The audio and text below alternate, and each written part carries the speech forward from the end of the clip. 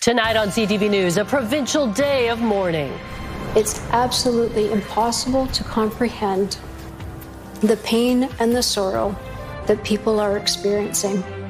Remembering the victims of the Tumbler Ridge mass shooting as families grapple with grief, others who were injured are fighting to survive. That's the hardest part to see. That's the little kids are gone. Then I heard it again, and then I knew it was a gunshot. Survivors recount the terrifying waiting game as they barricaded themselves in a classroom when the killing spree began. Who those firearms belong to and whether or not they were the firearms used in the commission of this horrible attack, those are questions that need to be answered. The tragedy sparks questions about the shooter's troubled history with guns.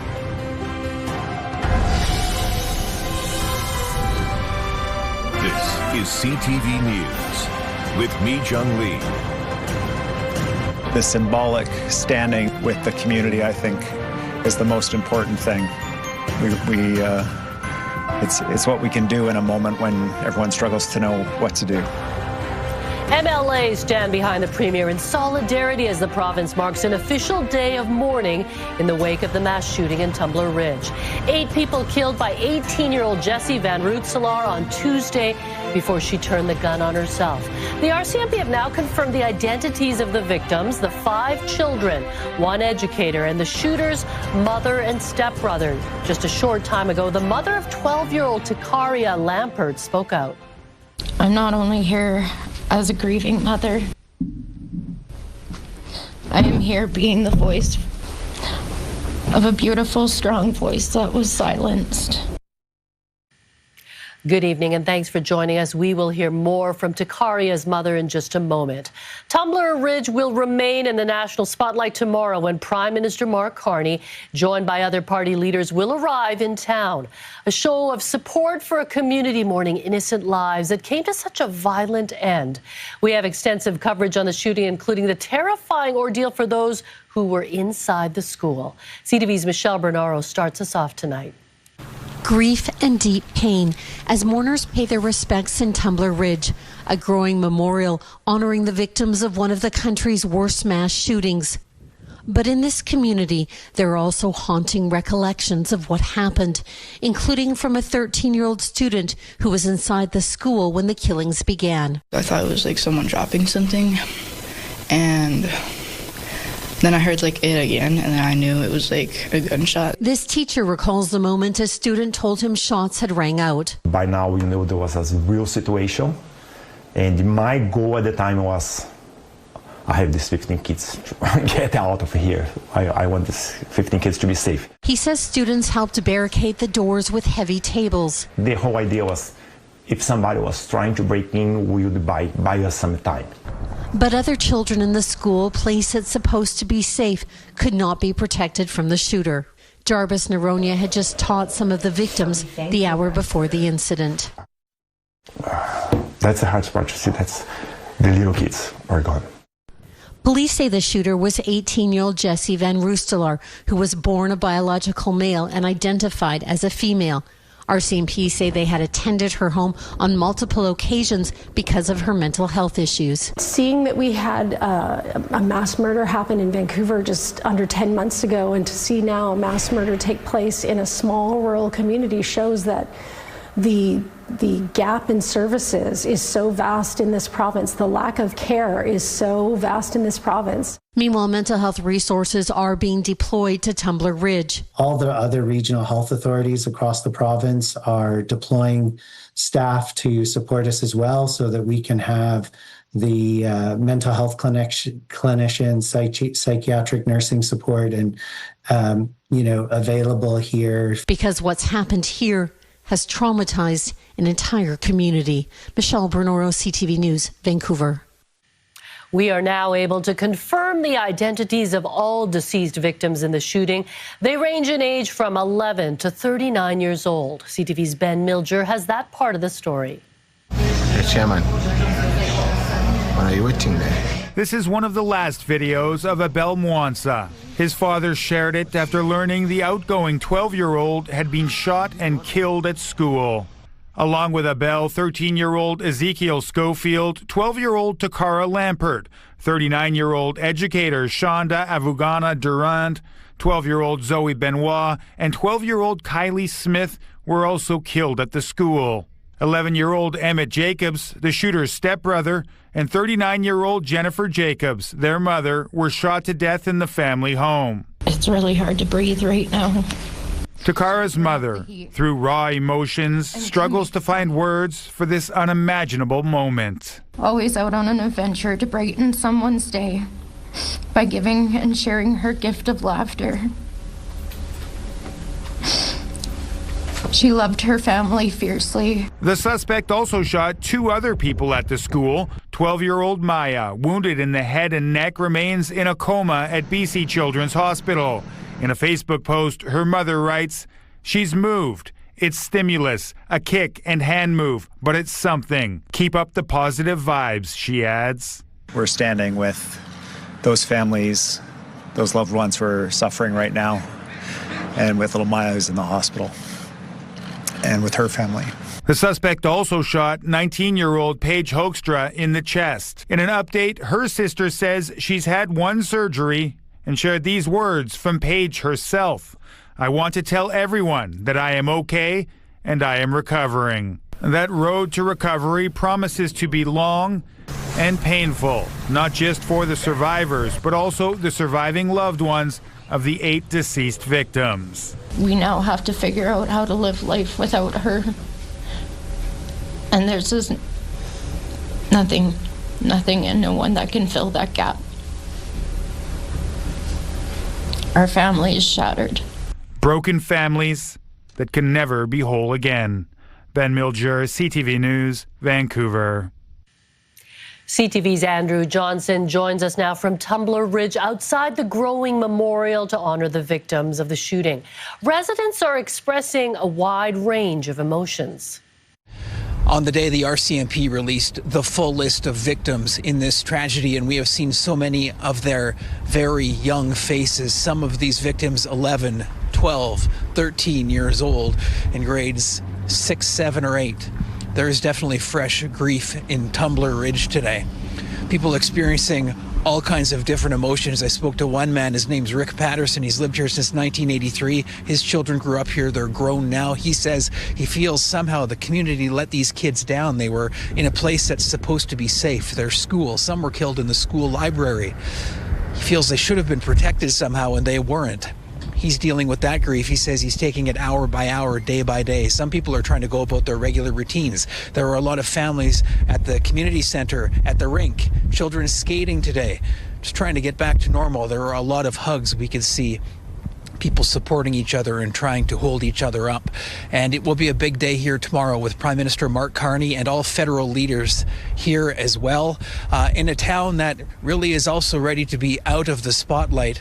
They're very comfortable here with being under the radar, kind of in the middle of nowhere. That's why they chose this place. They've been thrust into the national spotlight over this tragedy. And they are also expressing today thanks for all of the support right across the country. They're feeling it, and boy, do they need it right now. Back to you. Thank you, Andrew. Police are saying we may never have a motive, but the key to this investigation is knowing why guns were returned to the home of the shooter when there was a history of mental health interactions with police. CTV's Martin McMahon has that story.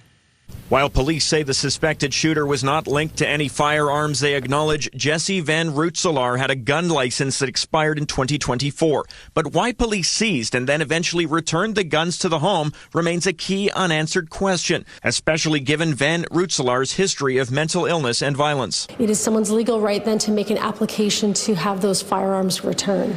So, for what reason they were returned, what arguments were made, who those firearms belonged to, and whether or not they were the firearms used in the commission of this horrible attack, those are questions that need to be answered. Police have not revealed whether the guns retrieved from the scene are the same ones taken by police and then returned.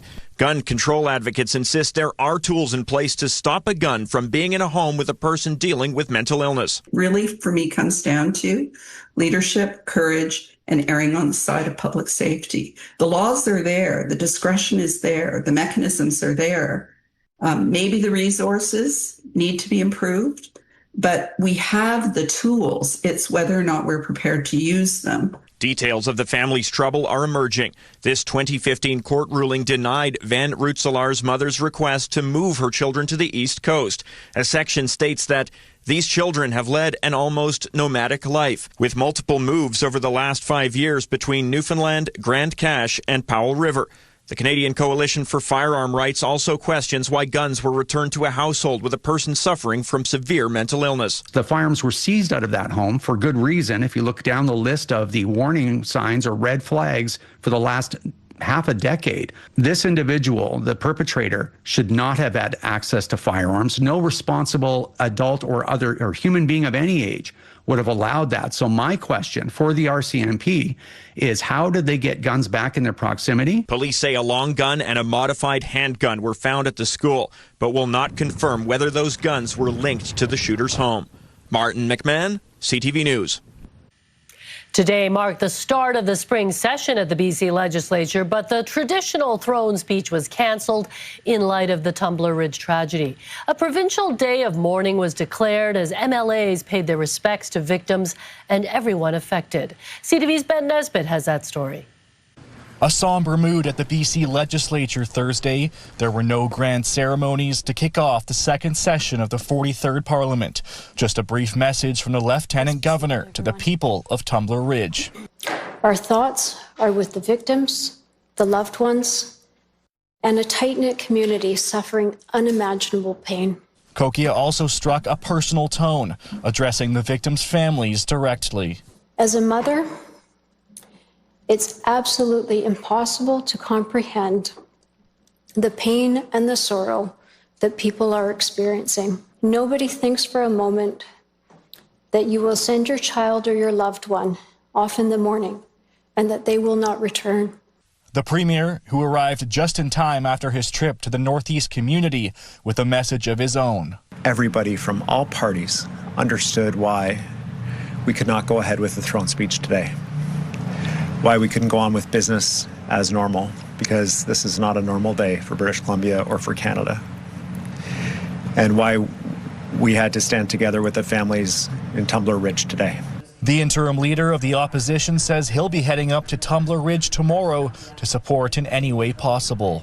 You know, as we go into a weekend here, these families were probably thinking about getting to a hockey game or a hockey tournament. They're making funeral arrangements for their kids. And I as a father, I can't comprehend that. Eby says the government's priorities will be laid out on Budget Day Tuesday. But for now, the focus is not on politics. It's on a community in mourning, supporting the people of Tumbler Ridge as they grapple with an unimaginable loss. Now sits at the top of the agenda. Ben Nesbitt, CTV News, Victoria. Parents across the province and the country are now faced with the challenging task of talking to their kids about the Tumbler Ridge shooting. Experts say it's important to do and are offering advice on how to raise that sensitive subject. Here's CTV's Sinjan Alexander. Keep it simple, relaxed, and honest. There's little doubt, say experts, that students are talking about what happened at their schools and on playgrounds. Absolutely, I would approach my kids and say, you know, what have you heard? Then, trauma and grief counselors say listening is a powerful way to help a child. Let them tell you what they're thinking in their own words. Also, with tragedy or with information, there's also misinformation. And so at this point, it's an opportunity to correct if there is misinformation that's happening. Children feel and experience and process these things in different ways than we do as adults, but they indeed do, they are deeply impacted by them. Some kids are bound to be scared. Again, listen. Acknowledge that fear. Let them know it's okay. They may also be confused, so ask them if they have any questions. However, at the same time, if you don't know, say, I don't know. Maybe we can look at this together. Children they're intuitive, and so they're going to know if things are hidden or things are glossed over. So you want to kind of gently open those conversations with a lot of compassion. At the same time, experts say some kids won't want to talk about it.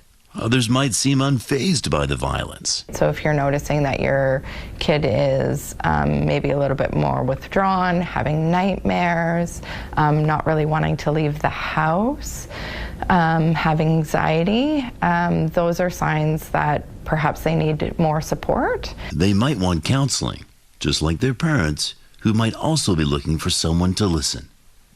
St. John Alexander, CTV News, Vancouver. And services are ready to help people in need in Tumbler Ridge and across the province. If you need support, you can call the BC Bereavement or National Crisis Lines. There are also services dedicated to young people, including Kids Help Phone and Foundry BC. It's been a deadly day on Surrey roads. 2 pedestrians were killed in separate crashes. Also ahead. Comments such as these take away from the grief and the collective mourning.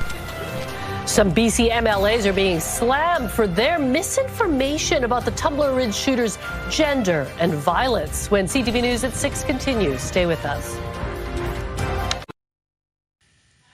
As Tumbler Ridge focuses on grieving, hateful rhetoric about the trans community is spreading online because of the identity of the shooter. As CTV's Anna McMillan reports, those who are being subjected to this hate say the focus must be on the families who have lost loved ones. As Tumbler Ridge mourns the people it lost in Tuesday's mass shooting, a torrent of misinformation is spreading online, vilifying an entire demographic.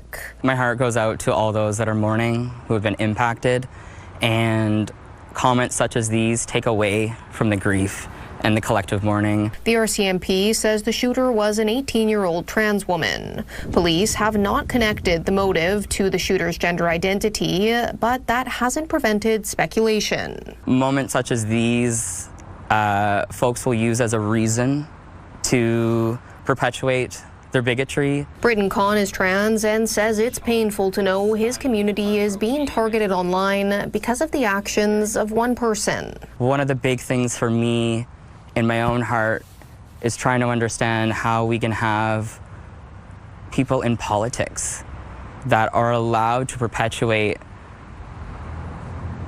misinformation. On X, independent BC MLA Tara Armstrong made an unfounded claim that there's an epidemic of transgender violence. When a shooter is transgender, that becomes the headline and that becomes the story. That's the co-founder of the Violence Prevention Project, which tracks mass shootings in the United States. It says 98% of mass shooters are male, 2% are female, and less than 1% are trans. I sent an email last night to our members to let them know that teachers have a role to counter messages of hate. The Greater Victoria Teachers Association president says local teachers stand with the trans community. Census data shows Victoria is the most gender diverse urban centre in Canada, with roughly 0.75% of residents identifying as trans or non-binary. They're part of our schools, they're part of our families, and the use of any kind of tragedy in this opportunistic way is absolutely abhorrent. She, Con, and the Victoria Pride Society say the focus must be on supporting those whose lives are forever changed. That's who we want to spend our focus and attention on to support in any way that we can. Anna McMillan, CTV News, Saanich. It is 6:20. Let's take a look at downtown Vancouver, a live shot from Grouse Mountain. And Caroline Frolic is here. And Caroline, it's been another gorgeous day, but you said things are going to change, right? Change just a little bit, me, Jung, because I'm always the bearer of great news. Now, the rain will begin tonight and will last overnight. The current temperature is now, though, pretty mild, really. 7 degrees in Vancouver, 8 in White Rock, 8 in towards the valley. And again, showers begin tonight, overnight, and in through tomorrow morning. More so in Fraser Valley. You'll see the rain tomorrow morning for your commute. Intermittent showers throughout the day tomorrow and in through Saturday. But wait till you see what we have in store for Saturday night. But don't put your umbrellas away just yet. CTV Weather brought to you by Expedia Cruises, customizing dream vacations with unbelievable value. Call or learn more at expediacruises.ca. So, Mi Jung, it's not going to be an atmospheric river or anything. It's just going to be gray and showers off and on throughout the day. Okay, but you've got me curious about Saturday night. You've promoted that, so Ooh. I will stick around. Yes, please do. I have no choice, do I? I know. Where are you going? All right, thanks, Caroline. 2 women have been killed in separate crashes in Surrey's Whalley neighborhood just 13 hours apart. The first collision happened around 6:30 last night. Police say a vehicle traveling east near 138th and 102 Avenue struck an 85-year-old woman. Despite life-saving measures, she died from her injuries. The driver remained on scene and is cooperating with the investigation. Speed and alcohol are not believed to be factors. Then around 7:30 this morning, police say a 45-year-old woman was fatally struck by a vehicle on 132nd Street near 104 Avenue. Investigators say the driver remained on scene and don't believe impairment played a factor in this crash. Anyone with information is asked to call Surrey Police. North Vancouver RCMP are seeking the public's help as they investigate a hit and run that injured a person in a wheelchair earlier this month. Mounties released a dash cam video of the crash, which happened around 8 p.m. on February 5th at West 3rd and Buick. You can see a gray car making a left turn, then hitting someone in a wheelchair. The victim was taken to hospital with serious but non-life-threatening injuries. Investigators are urging the driver or any witnesses, especially with video, to come forward. The Tumbler Ridge tragedy has prompted Alberta to do a safety audit of all its schools. Also ahead. It's one of the most horrific scenes that we had to do. A teen skiing in Quebec was critically injured after part of her clothing got caught in the chairlift. That story ahead on CTV News at 6. A man is facing several charges after more than $1 million worth of semi-trailers was stolen from a dealer in Surrey. In December, Surrey police began an investigation into the alleged theft of 14 of them. The investigation spanned across Surrey, Abbotsford, Chilliwack, and Calgary and led to reports of stolen trailers in other cities as well. Yesterday, police arrested 42-year-old Amandeep Singh Dhaliwal. He's scheduled to appear in court next Wednesday. As the tragedy in Tumbler Ridge unfolded this week, Alberta has been on alert, ready to help if needed. The mass shooting has also inspired that province to order an audit of all schools, and heightened security could be coming. CTV's Jordan Canagan has more. As Alberta's neighbors to the west mourn, our province is determining how prepared schools are here should the unthinkable unfold. I will be asking school boards to undertake an audit of their security measures to make sure that all doors are locking properly as they should, intercoms are working as they should, safety equipment is where it needs to be and updated. Alberta will also work with school resource officers and could consider whether key codes or swipe cards should be required to access any school. I'll also be conducting an audit of provincial standards with respect to security measures to make sure that we have adequate minimum standards for our school divisions and evaluate whether those minimum standards need to be elevated or updated. The review coming after RCMP have responded to at least 4 school gun complaints and threats in Alberta since Tuesday. They've happened in High River, Sherwood Park, Edson, and Fort McMurray. An 18-year-old man charged with uttering threats in the latter incident. All other complaints determined to be unfounded. The tragedy in Tumbler Ridge, all too familiar for Dale Lang. His son Jason was killed in a school shooting in Tabor in 1999. I'm really sad and unfortunate that another tragedy of this nature has happened in our country. It's a hard thing to deal with, and it's hard to understand how people get to a place where they do something so horrendously terrible. Alberta is also offering up additional mental health and grief counseling help to BC after the unthinkable became reality. Jordan Canigan, CTV News, Calgary. Canadians are now being urged to avoid all non-essential travel to Cuba. Foreign Affairs Minister Anita Anand says the government is working with airlines to help Canadians return home. Air Canada, Air Transat and WestJet have suspended all commercial flights to the island due to a shortage of aviation fuel there. The latest warning from Ottawa is being issued amid growing concerns about shortages of electricity, fuel and basic necessities. Turning to the U.S., where cracks in the GOP are growing wider after 6 Republicans broke ranks to support a bid to end tariffs on Canada. The U.S. House narrowly passed a resolution yesterday by a vote of 219 to 211, rejecting the national emergency Trump declared last year to impose the tariffs. The resolution now goes to the Senate, but without the 2/3 majority needed to override Trump's expected veto, the tariff policy won't change. But one trade expert says Canada could still benefit.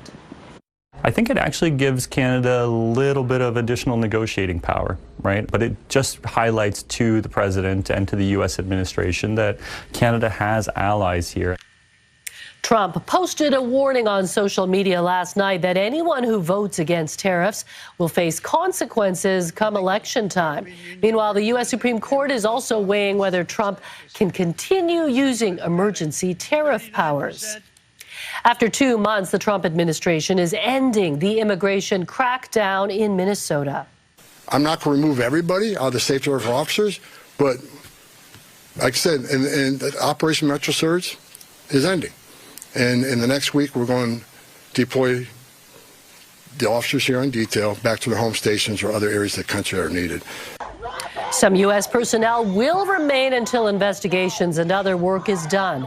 The U.S. border czar insists the enforcement operation was a success, but 2 American citizens were fatally shot by federal officers, and there were protests and thousands of arrests.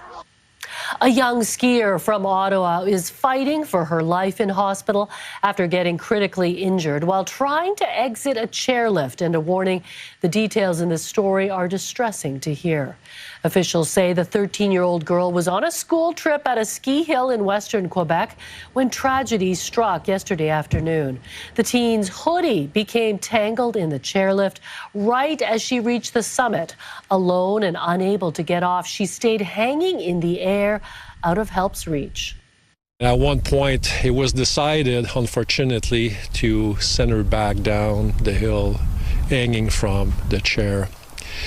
Let's just say that the first officer that arrived on scene, it was very difficult. The girl was rushed to a nearby hospital before being transported to one in eastern Ontario, where she remains in critical condition. The ski hill is closed as police investigate exactly what went wrong. We'll tell you which car has been named the top car in the country, and it's no stranger to the award. Also ahead, a strong day in Milano Cortina as more Canadians make it to the podium. We'll tell you how the women and men's hockey teams fared at the Olympics. That's ahead. Now to a special photo shoot in China with some cute, fluffy dumplings making their TV debut.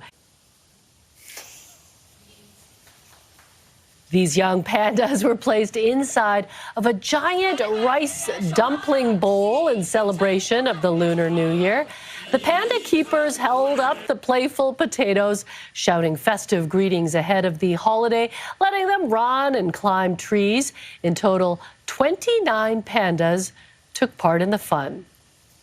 Oh, so that is one massive bowl. I just want to know why none of my guidance counselors in school told me that being a panda handler was an option. Exactly. Why wasn't that in our career choice list? Come on. That's a dream job. Oh, my goodness. And the ratio, 1 to 1? Eek! Eek! I apologize to everyone who heard me make all of those squeals. Yes, let's take a look at the next 24 hours. We've got cloudy and gray skies out there right now. The showers begin later this evening and into overnight. That will take you into tomorrow morning's commute. Showers off and on, mainly in the Fraser Valley, though. Some clearing in Vancouver proper, but now it's going to be a mix of sun and cloud and rain all day tomorrow. That's pretty much throughout the day. Intermittent showers, high between 7 and 8 degrees.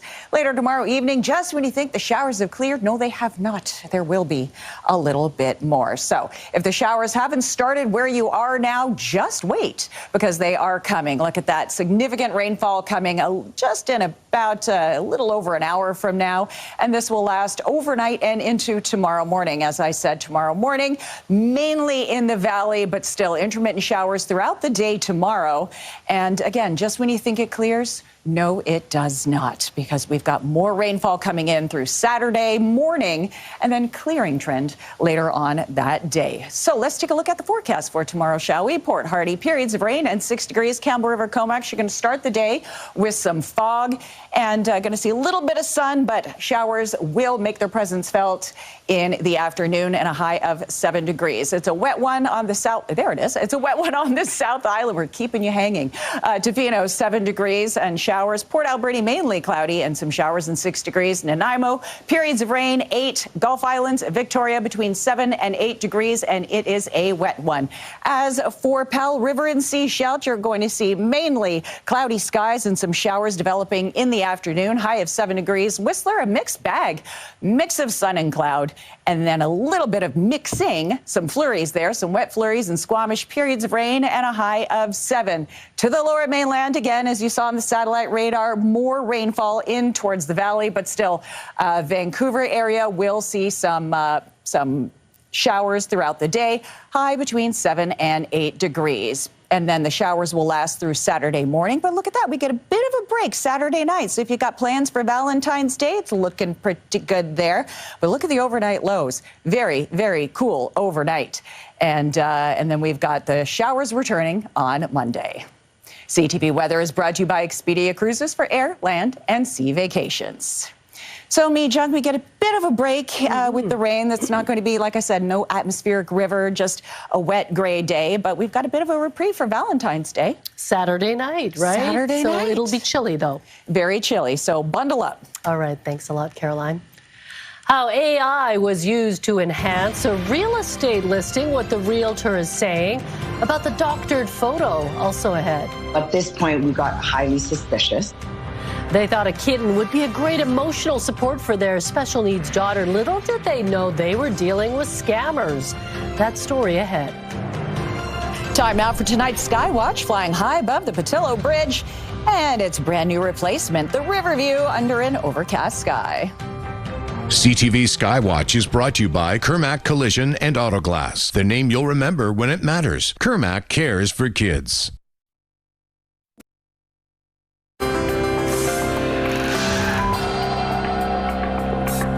Taking a look at today's markets, the Canadian dollar traded for 73 cents to the American dollar. Oil was down $1.79, ending the day at $62.84 US a barrel. Gold lost $150 on the day. The TSX and the Dow Jones both plummeted, down 788 points and 669 points. A realtor and RE/MAX are apologizing for using artificial intelligence to create fake pictures of a home for sale. When the listing was originally posted online, it included this altered photo of the exterior of a home in the suburbs of Montreal. It added multiple windows on the second floor, made other windows larger, and altered the garage door, as well as adding a fence and bushes. RE/MAX later said the photos were, quote, retouched by a professional photographer using artificial intelligence, but went far beyond what they consider acceptable and should not have been published. It was a big win for Honda as they grabbed the Canadian Car of the Year award. Unbelievably great feeling for a manufacturer, but winning it 2 years in a row is really something special. The 2026 Honda Civic hung on to the title for the second straight year. It is the third time they've captured the title in this category in the last 5 years. Getting a pet for your household can be an emotional and exciting time, and scammers will try to take advantage of that. One family wanted to get a kitten for their daughter, but once they paid $1,000 in advance, it never showed up. CTV's Pat Foran explains. Sochi Palacios of Toronto wanted her daughter Xiomara to have a cat, and due to allergies, they decided to get a Balinese kitten. The whole purpose of this kitten was to provide some emotional support to my daughter, who's 8 years old, and she does have cerebral palsy. She uses a wheelchair. They found a kitten on Instagram. The breeder said the selling price was $2,500. When the family said that was too much for their budget, the seller agreed to lower the amount to $1,000. I replied back, excited and happy, letting her know that I appreciated the adjustment that was made. They were asked to e-transfer $1,000 in advance, but after they did that, they were told to send another $300 for veterinary fees. They said they'd pay it when they picked up the kitten. That's when all communication stopped. At this point, we got highly suspicious. There was no more email responses, and then they blocked me on Instagram. After she was blocked, Palacios realized it was a scam, and she was out her $1,000. We have no kitten. The funds have been taken. If they're making excuses not to meet, that would be a red flag. Obviously, you want to engage with the person, you want to meet the animal. The Toronto Humane Society says scammers operating online sometimes use stock images or stolen photos of pets. Before making a deposit, you'll want proof the pet is real. Is it a live photo? Is there a way to do a video call? Is there a way to get a video? Just to sort of verify that this is a living, actual being. Scammers may ask for money in advance, then tack on extra fees for insurance, shipping crates, or vaccines. You should be cautious if they won't meet in person, and all correspondence is online. For Palacios, it's been heartbreaking. She wanted her daughter to have a furry companion. I kind of wanted the kitten to be a little friend that she would have when she came home. Pat Foran, CTV News.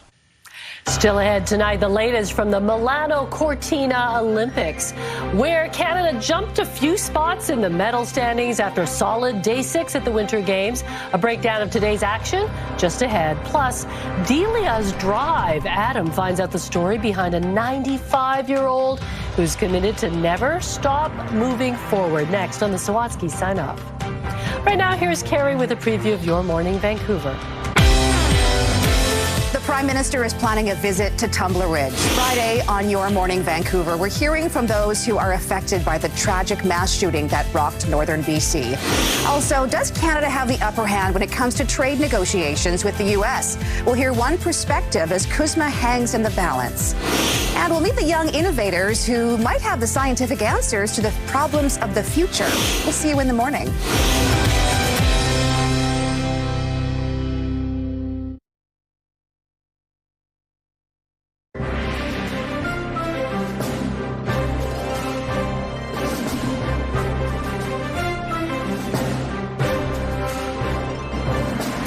Check out this scary scene in Shanghai. A massive sinkhole suddenly opened up on a busy roadway, damaging nearby structures and nearly swallowing pedestrians. It happened at a construction site for a new subway line, just one day after local authorities had closed the area following the discovery of a water leak.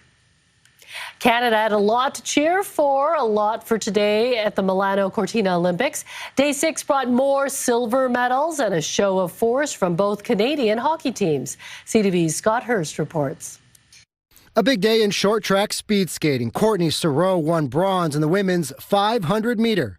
This is her second medal of the Games. Saroux was part of the team that won silver in the mixed relay earlier in the week. 4 Olympic Games, 4 medals for a Canadian athlete known as the King. Very happy to win my 4th medal and 4 starts at the Olympic Games. Opening ceremony flag bearer Mikhail Kingsbury landed back on the podium in Milano Cortina, a silver medal for the decorated Olympian. He finished with an identical score as the gold medalist, but lost the top spot through a tiebreaker. This one I worked really hard for, and it was a tough one to get. We will see Kingsbury again in the dual moguls event this weekend. Canada is celebrating another silver on the slopes, this time in snowboard cross. 24-year-old Elliot Grandin from Quebec also missing out on gold by the slimmest of margins. Pretty good. I mean, it's another silver medal, so you can't really be too upset. This is his 3rd Olympic medal and will have a chance to add to his personal total in the mixed snowboard cross team event on Sunday. On to the quarterfinals for the Canadian women's hockey team. The women beat Finland today 5-0 to close out their preliminary round with a record of 3-1. On the men's side, it was a relatively easy start to their Olympic program. The Canadian men won their opening match against Czechia 5-0. This is the first time we're seeing NHL players at the Olympic Games since Sochi 2014. The women's hockey team will begin the knockout round on Saturday. They'll face Germany in the quarterfinals. The men will be back on the ice tomorrow against Switzerland. Scott Hurst, CTV News, Toronto. See, the athletes are trending in the right direction. They were winning a bunch of bronzes, now silvers. Now we just got to get to the gold, right? Nowhere to go but up. Okay, Hilary Duff is making a splash today, announcing her first headlining tour in almost 20 years.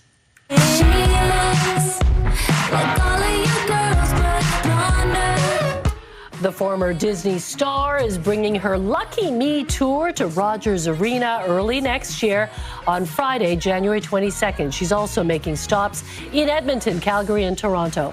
Duff's sixth studio album, Luck or Something, is set for release a week from tomorrow.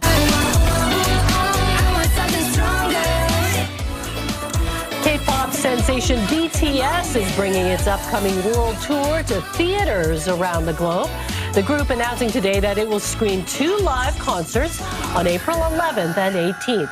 The first will feature a kickoff show in Goyang, South Korea, while the second will be live from Tokyo. Tickets go on sale February the 25th. I'm still sad that they're not coming to Vancouver. I know. But I can watch them on Netflix. They're going to stream that concert. Big K-pop fan over here? Yeah, I love BTS. But I'm hoping, fingers crossed, maybe they'll throw Vancouver in the mix. You never know, right? They better. Now that you've requested it. Yes, a shout out to BTS. Okay, Lauren, what's coming up tonight? Well, Mijung, we are continuing to follow the tragedy in Tumbler Ridge, hearing from some families still trying to come to grips with this unthinkable loss. And as condolences continue to pour in, there are more tributes tonight here at home. We'll let you know how One Metro Vancouver City is honoring the victims and the entire town tonight. Okay, thank you, Lauren. She may be 95 years old, but one woman on Vancouver Island isn't letting age slow her down. From hitting the gym to hitting the books, this senior is staying fit so she can keep up with the youth. Adam explains in tonight's Sawatsky sign-off.